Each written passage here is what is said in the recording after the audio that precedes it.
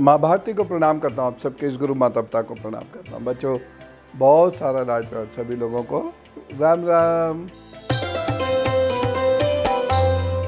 आज मैं नाम लिए बिना एक प्रश्न ले रहा हूँ।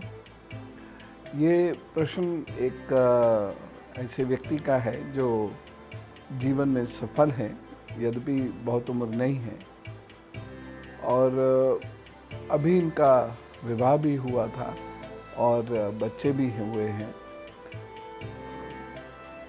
बता रहे हैं कि ऐसे देखने से तो जीवन में सब कुछ अच्छा है, कहीं कोई कमी नहीं है।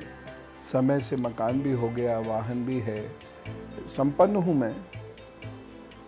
लेकिन न जाने किस बात का मुझे असंतोष है और उसकी वजह से मेरा मन करता था कि जीवन समाप्त कर लूं, और पिछले वर्ष मैंने ऐसा प्रयत्न किया।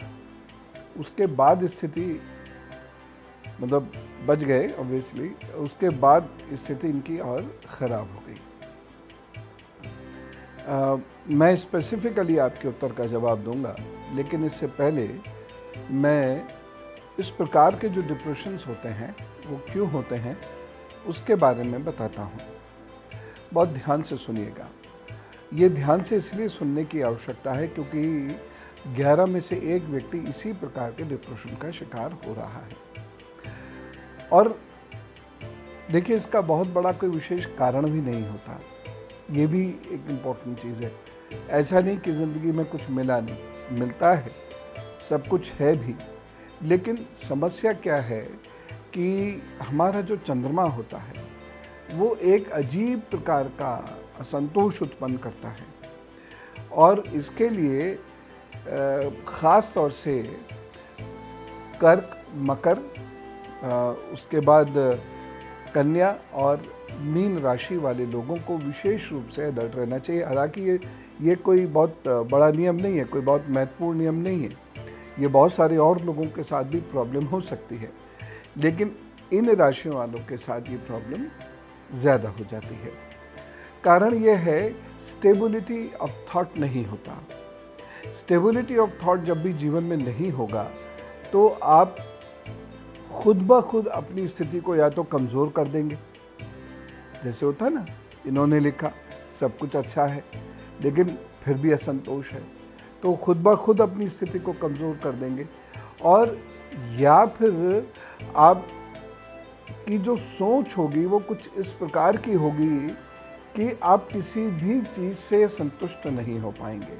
असंतोष बढ़ता चला जाएगा, और असंतोष जब बढ़ता है या जब व्यक्ति अपनी स्थिति को कमज़ोर करने पर आमादा हो जाता है तो एक अजीब सा डिप्रेशन उसके मन में होता है, और वह उल्टे सीधे निर्णय लेकर कुछ ना कुछ ऐसा लगातार करता रहता है जिसकी वजह से वो एक डिप्रेशन की तरफ जाता है। एक और चीज़ मैं यहाँ कहना चाहूँगा, और कृपा करके माता पिता बहुत ध्यान से सुने इस बात को, अपने बच्चों में इसे ध्यान से देखें भी। कभी कभी बच्चों के अंदर या बड़ों के अंदर भी हार्मोनल डिस्टर्बेंस शुरू हो जाते हैं। तो जो हैप्पीनेस हार्मोन्स जिन्हें हम कहते हैं, या सेरोटोनिन, कार्टिसोल, ये हार्मोन्स जो होते हैं, जब चंद्रमा और शुक्र की स्थिति कुंडली के अंदर खराब होगी तो ये असंतुलित हो जाते हैं, और जब ये असंतुलित हो जाते हैं तो व्यक्ति के अंदर अजीबोगरीब ख्याल आते हैं, जैसे वो डरने लगेगा ऐसी चीज़ से जो नहीं है, या फिर वह चीखने लगेगा बिना मतलब, और या फिर उसका कभी कभी मन करेगा वो मर ही जाए, ये ज़िंदगी जीने से कुछ मिल नहीं रहा है, इसमें कुछ है नहीं, मर ही जाए। और आप उससे पूछेंगे ना कि कमी क्या है, तो ऐसा कुछ कमी भी नहीं है, लेकिन उसकी इच्छा होने लगती है मर ही जाए। अब मन कभी कभी बहुत कमज़ोर पड़ जाता है। अब इसका दूसरा पक्ष भी मैं आपको बताता हूँ। कभी कभी मन बहुत कमज़ोर पड़ जाता है, और ये कमज़ोरी परिस्थिति जन्य होती है। पहली बात मैंने क्या बताई थी कि परिस्थितियाँ ठीक हैं, केवल मन कमज़ोर है। अब मैं बात बता रहा हूँ, मन कमज़ोर है परिस्थितियों की वजह से। कुछ लोगों के जीवन में कुछ अजीबोगरीब परिस्थिति होती है, अजीबोगरीब संघर्ष होता है, चाहे वो धन की तरफ से हो, रिश्तों की तरफ से हो, मान सम्मान की तरफ से हो, कोई ना कोई ऐसा कारण बन जाता है और वो व्यक्ति थक जाता है और थक कर ये सोचता है कि मैं मेरा जीवन समाप्त कर लूँ या ये जीवन बेकार है। ऐसा भाव उसके अंदर आना शुरू हो जाता है। अब इन दोनों परिस्थितियों से बचने का क्या तरीका है, ये मैं आपको बताता हूँ, लेकिन उससे पहले मैं आपको ये बता दूँ कि जिन लोगों का हैप्पी बर्थडे है, उन लोगों का आगे आने वाले 12 महीनों का समय कैसा बीतेगा। तो आप सभी लोगों को जिनका भी जन्मदिन है, बहुत सारी बधाइयाँ। आपके आगे आने वाले 12 महीने बहुत ध्यान से सुनिएगा। मई का समय थोड़ा कमज़ोर रहेगा, उसके बाद जुलाई में थोड़ा इम्प्रूवमेंट होगा, अगस्त में थोड़ा इम्प्रूवमेंट होगा और उसके बाद नवंबर से लेकर अप्रैल के बीच में आपका समय अच्छा होगा।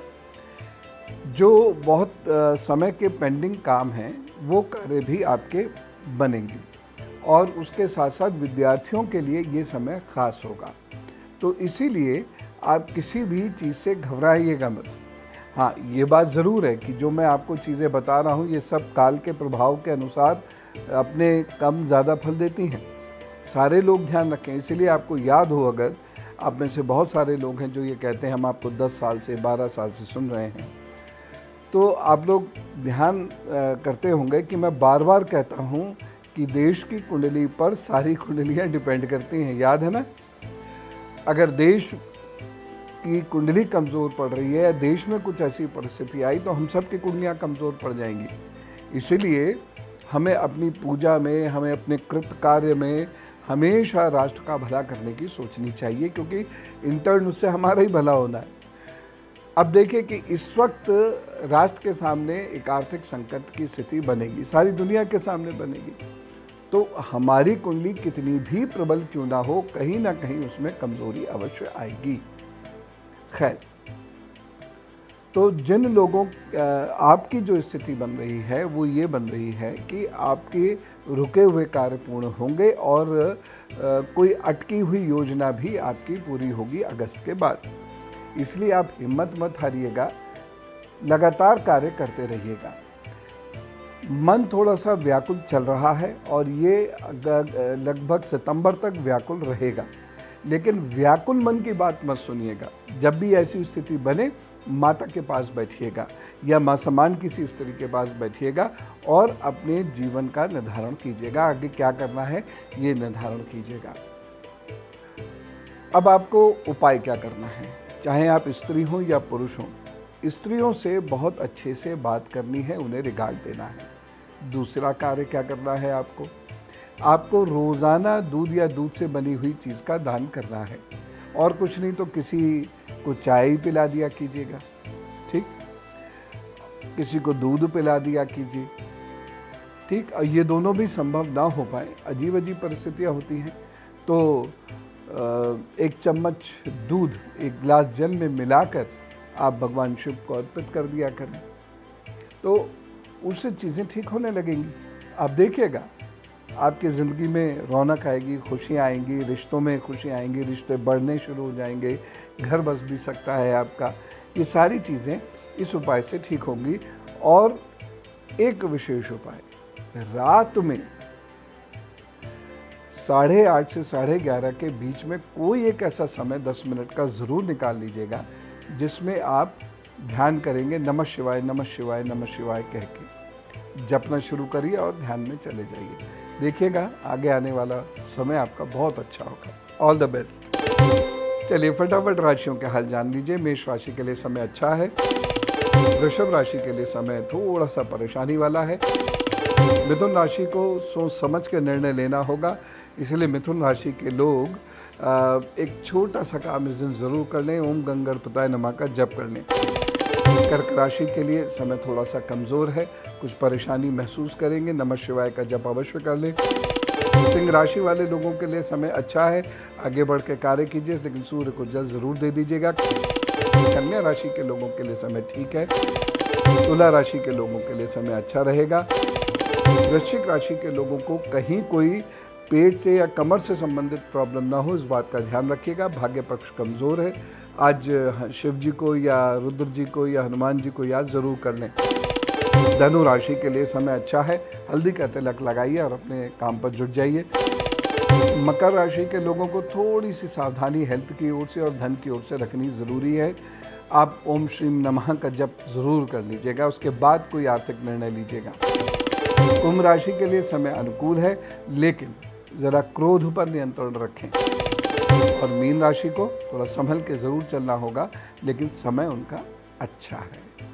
स्वास्थ्य का ख्याल रखें। बस नारायण नमो नमः, ओम नारायण नमो नमः का जप अवश्य कर लें। अब मैंने जो बात शुरू की थी उसके मैं कुछ एक उपाय आपको बताता हूँ। देखिए, एक उपाय तो आपको क्या करना है, ये वाला जो हिस्सा होता है हथेली का, ये वाला जो हिस्सा होता है हथेली का, इसको थोड़ा सा एक्यूप्रेशर करना शुरू कर दीजिए इस तरीके से, ठीक है ना। 5 मिनट इधर, 5 मिनट इधर, ये रोज़ आप करें। थोड़ी सी ताली ज़रूर बजा लिया करें इस तरीके से करके, ठीक। हाँ, मौका देख के बजाएं, कहीं ऐसी जगह ना बजा दें जहाँ पर नहीं बजानी चाहिए, तो ग्रह बहुत जल्दी ख़राब हो जाएंगे। फिर ताली आप ऐसे करके ज़रूर बजाया करें। और जब मौका मिले, आप ऐसे फल, ख़ास तौर से दिन में ऐसे फल जिनमें विटामिन सी होता है, उसका सेवन अवश्य कर लिया करें। एक कार्य और, यदि उज्जयी प्राणायाम कर लें तो बहुत अच्छा है, उससे आपकी समस्याएं दूर होंगी। अच्छी संगत में बैठें और सत्संग ज़रूर कर लिया करें। थोड़ा सा टहलना आपके लिए बहुत श्रेयकर रहेगा। ख़ास तौर से अगर आप घास पर टहलें और कोई धर्म ग्रंथ आदि पढ़ें तो आपके लिए बहुत अच्छा रहेगा। ऐसे लोगों को अपने सबसे छोटी उंगली में एक चांदी का छल्ला ज़रूर धारण करना चाहिए और ऐसे लोगों को कुत्तों को भोजन अवश्य देते रहना चाहिए। बस ये थोड़े से उपाय हैं जो आप करेंगे तो आपके मन में इस प्रकार की बातें नहीं होंगी और आप बहुत मजबूत होंगे। आपका कंसंट्रेशन बहुत अच्छा होगा, आपकी घर गृहस्थी बहुत अच्छी होगी, आपके रिश्ते बहुत अच्छे होंगे। रिश्तों पर ध्यान आया, यदि बाय द वे रिश्ते आपके अचानक कमज़ोर होने लगे तो अगर आपके घर में कोई चांदी की चेन रखी हो, गोमती चक्र रखा हो या चांदी की ठोस गोली रखी हो तो इसे किसी भी तरीके से सोमवार या अथवा बृहस्पतिवार को धारण कर लें। बस अब कैसे धारण, क्या ये युक्ति स्वयं सोच लीजिएगा, इसमें कोई बहुत टिपिकल चीज़ थोड़ी है। तो देखिएगा फिर चीज़ें ठीक होने लगेंगी। आशा करता हूँ मेरी इन बातों को आप गहराई से लेंगे। देखिए, मन अगर अच्छा है, मन अगर सध जाता है तो जीवन अपने आप सध जाता है। ज़्यादातर ग्रह मन पर प्रभाव डालते हैं और अगर मन सध गया तो ज़्यादातर बुरे प्रभाव अपने आप समाप्त हो जाते हैं। इसलिए मैं हमेशा मन को साधने पर ज़्यादा ध्यान देता हूँ। आप लोग मेरी बात को गंभीरता से लेंगे। इसी कामना के साथ आपका दिन शुभ हो। राम राम, नमस्कार, भारत माता की जय।